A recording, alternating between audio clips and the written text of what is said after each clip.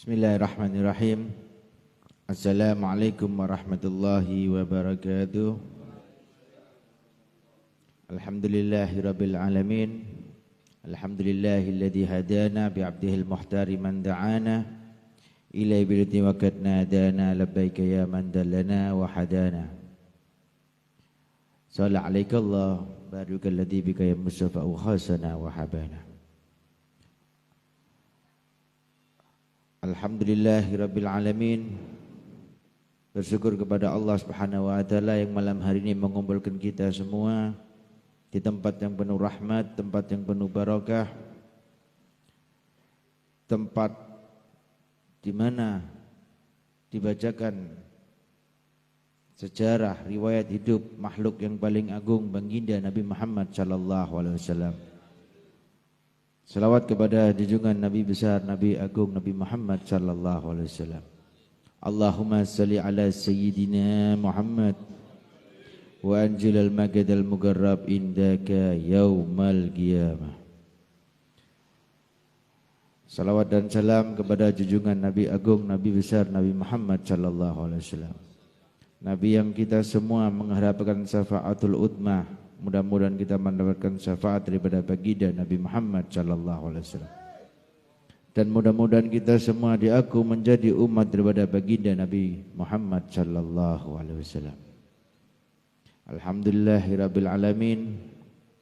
Kita mudah-mudahan kumpulnya kita di sini menjadi sebab-sebab turunnya rahmat Allah Subhanahu wa taala. Mudah-mudahan kita kumpulnya di sini diangkat semua dosa-dosa kita oleh Allah Subhanahu wa taala. Hajat duniawi dikabulkan oleh Allah Subhanahu wa taala. Hajat akhirat dikabulkan oleh Allah Subhanahu wa taala lewat pengampunan kepada baginda Nabi Muhammad sallallahu alaihi wasallam. Alhamdulillahirabbil alamin. Kita memasuki bulan Jumadil Akhir dan yang sebentar lagi kita akan masuki daripada salah satu bulan yang dimuliakan oleh Allah Subhanahu wa taala. Satu bulan depan kita memasuki bulan agung, bulan yang diberikan kemuliaan lebih oleh Allah Subhanahu wa taala. Bahkan Allah memuliakan bulan tersebut 4 bulan, yang 3 berurutan, yang 1 terpisah.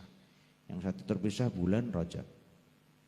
Di dalam bulan Rajab ada satu peristiwa penting, peristiwa yang sangat agung, membuktikan kemuliaan daripada Nabi Muhammad sallallahu alaihi wasallam. Peristiwa Isra wal Mi'raj. Dan sepulang dari Isra wal Mi'raj, Nabi Muhammad mendapatkan perintah tentang sholat 5 waktu. Dan ternyata di dalam sholat 5 waktu itu adalah salah satu yang membedakan kita dengan agama yang lain. Sholat itu tiangnya agama. As-sholatu imaduddin. Orang Islam itu wajib sholat. Yang membedakan kita dengan umat agama yang lain juga sholat. Di ajaran agama yang lain ada berpuasa, bersedekah ada. Tapi tidak ada yang namanya sholat. Jadi tandanya orang Islam adalah yang melaksanakan sholat. Allah Subhanahu wa taala pernah suatu ketika bertanya kepada baginda Nabi Muhammad sallallahu alaihi wasallam. Ya Muhammad, wahai kekasihku, apakah engkau tahu sesuatu apa yang sedang diperebutkan oleh seluruh penghuni langit? Allah bertanya kepada Nabi Muhammad, apakah Nabi Muhammad mengetahui yang lagi gempar di langit, yang lagi membuat heboh para malaikat? Nabi Muhammad dengan adab, dengan akhlak, ya, Nabi Muhammad kata tidak tahu atau la itu adalah sebagian atau bahkan separuh daripada ilmu.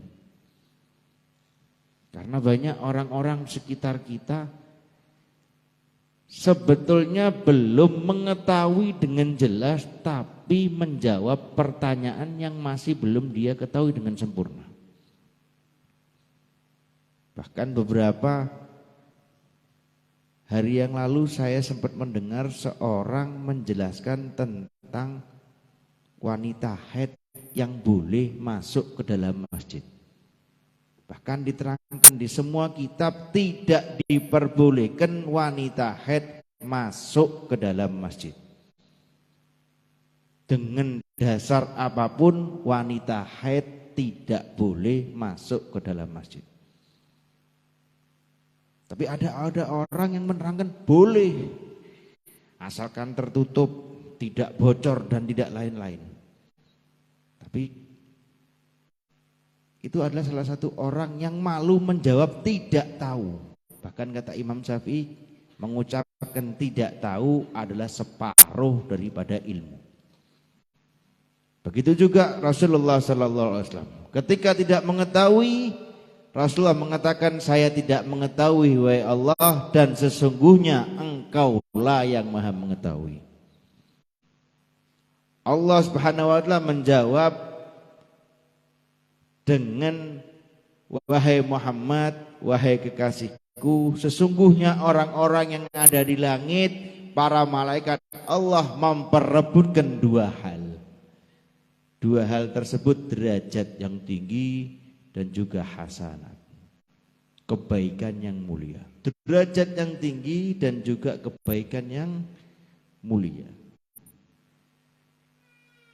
Apa derajat yang tinggi dan kebaikan yang mulia yang diperebutkan oleh para malaikat yang ada di langit dan hanya diperuntukkan oleh umat baginda Nabi Muhammad? Yang pertama adalah tartib di dalam berwudu, khusyuk di dalam berwudu. Itu terdapat derajat yang tinggi di hadapan Allah dan kebaikan yang mulia di hadapan Allah Subhanahu wa ta'ala. Bahkan kalau bisa malaikat mengatakan, wes ra usah khusyuk-khusyuk umatnya baginda Nabi Muhammad, jarno aku wae sing ngepek derajat ambek kebaikan niku. Jadi khusyuk di dalam berwudu itu diperlukan. Bahkan kalau kita berwudunya tidak benar, tidak sempurna, maka ibadah-ibadah selainnya juga tidak akan sempurna.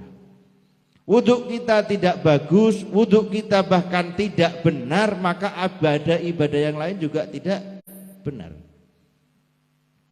Salat kita menjadi diterima oleh Allah Subhanahu wa ta'ala apabila kita berwudhu dengan cara yang benar. Jadi kita perlu perhatikan bagaimanakah syarat-syaratnya wudhu, fardu-fardunya wudhu. Karena orang-orang sekarang kalau dibukakan kitab tentang furudul wudhu, ngomongnya ikut pengajian, ngajine cah cilik.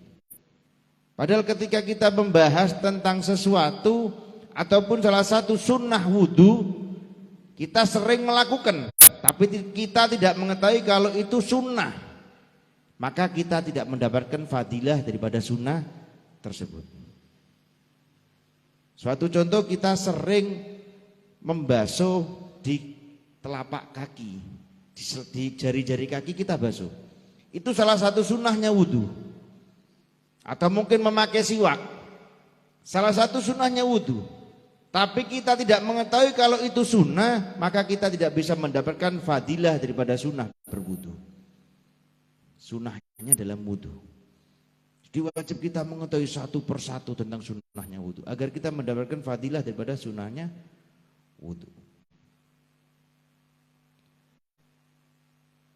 Syaratnya berwudhu. Kalau orang-orang, bahkan diceritakan Al-Imam Ali Zainal Abidin, kalau beliau hendak berwudhu, wajahnya berwarna merah karena takut. Diceritakan Al-Imam Ali Zainal Abidin bin Husain itu kalau mau berwudu wajahnya merah karena takut. Takut apa? Takut ada bagian-bagian yang mestinya basah oleh air tidak basah. Jadi jenggot-jenggotnya digosok-gosok sampai yakin bahwa semua yang wajib basah basah oleh air wudhu. Dan juga diterangkan juga pernah ada suatu ketika Sayyidina Hasan dan Sayyidina Husain. Ini juga adabnya keluarga Nabi kepada orang tua. Sayyidina Hasan dengan Sayyidina Husain melihat salah satu orang yang sudah berusia melakukan wudhu dengan cara yang tidak benar. Sayyidina Hasan dan Sayyidina Husain dengan adabnya, karena beliau murid langsung daripada baginda Nabi Muhammad SAW. Sayyidina Husain tahu kalau itu salah, Sayyidina Hasan tahu kalau itu salah, tapi Sayyidina Husain dan Sayyidina Hasan tidak menyalahkan perilaku orang tersebut. Mencari cara bagaimanakah menjelaskan bahwa itu wudhunya tidak benar dengan cara orang tersebut tidak tersinggung. Akhirnya Sayyidina Hasan dan Sayyidina Husain sepakat seolah-olah bertengkar sambil mengatakan aku yang benar, aku yang benar, aku yang benar, aku yang benar. Sampai orang tersebut pun melihat Sayyidina Hasan dan Sayyidina Husain mengatakan, ada apa engkau wahai cucu Nabi? Anu wahai pamanku, aku yang paling benar dalam berwudu. Sayyidina Hasan mengatakan seperti itu. Sayyidina Husain mengatakan, tidak, aku yang paling benar dalam berwudu. Hanya dua cucu Nabi tadi sepakat. Wahai pamanku, kalau begitu aku dan Hasan ingin berwudu, engkau yang menyaksikan siapakah wudu yang benar. Hanya Sayyidina Hasan dan Sayyidina Husain mengambil posisi untuk berwudu, menghadap ke arah kiblat sesuai sunnah Nabi Muhammad SAW. Menggunakan siwak sebelum berwudu. Dimulai dengan niat sambil membasuh wajah. Setelah selesai, orang tersebut mengatakan, engkau berdua benar dalam berwudu, akulah yang salah. Hanya orang tua tersebut merasa bahagia, tahu kalau salah tapi tidak merasa digurui oleh seorang anak-anak. Begitu juga dengan Sayyidina Hasan dan Sayyidina Husain memberitahu dengan caranya tidak menggurui orang tua. Akhlaknya keluarga Nabi Muhammad SAW. Tadi yang pertama adalah khusyuk di dalam berwudu. Yang kedua, derajat yang tinggi dan kebaikan yang mulia itu didapatkan dengan cara sholat berjamaah. Hukum sholat berjamaah itu fardu kifayah. Berarti hukumnya sholat berjamaah itu wajib. Fardu kifayah. Fardu ain wajib untuk pribadi setiap muslim. Fardu kifayah hukumnya wajib, jikalau sudah ada orang yang melakukan maka sudah menjalankan kewajiban. Jadi sholat jamaah itu hukumnya fardu kifayah. Dan bahkan diterangkan tidak ada satu hadis pun yang menerangkan kalau Rasulullah pernah sholat secara sendiri. Tidak ada satu hadis yang menerangkan Rasulullah pernah sholat tidak berjamaah dalam keadaan apapun. Dan bahkan sholat berjamaah diterangkan oleh Al-Habib Umar bin Muhammad bin Salim bin Hafid, siapa orang yang sholat berjamaah 5 waktu selama 40 hari maka akan dihapuskan sifat-sifat munafik dalam diri orang tersebut.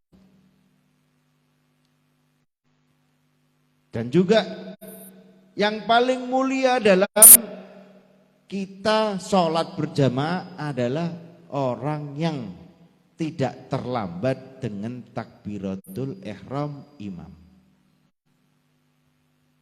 Jadi bukan sholat jamaah hanya sholat jamaah, bukan. Tapi yang paling mulia adalah yang tidak tertinggal dengan takbiratul ihram imam. Memang boleh kita sholat tidak tertinggal rakaat dengan imam belum iktidal. Tapi itu dikhususkan untuk orang-orang yang memang terlambat datang di dalam berjamaah sholat. Dan bahkan tadi kembali lagi hukum fardu kifayah. Diterangkan jikalau ada satu masjid tidak ada yang namanya sholat jamaah, maka satu desa tersebut mendapatkan dosa daripada dosanya meninggalkan sholat berjamaah. Jadi hitungannya wong sing sregep sholat jamaah di masjid iku nulungi awake dhewe. Dadi batalno kewajiban awake dhewe. Awake dhewe urung tentu iso mangkat di masjid. Sapa wong sing ninggalno sholat jamaah di masjid dan bahkan tidak ada sholat jamaah di masjid, satu desa mendapatkan dosa daripada Allah Subhanahu wa taala. Bahkan diterangkan juga pernah suatu ketika Rasulullah SAW sedang melakukan sholat, mendengar ada orang yang menangis. Selesai sholat, Rasulullah menghampiri orang tersebut mengatakan, wahai ada apa dengan dirimu? Mengapa engkau teriak-teriak? Apakah engkau merasa menyesal karena tertinggal rakaat ataupun tertinggal takbiratul ihram bersama imam? Tidak, wahai Rasul, sesungguhnya ontaku hilang.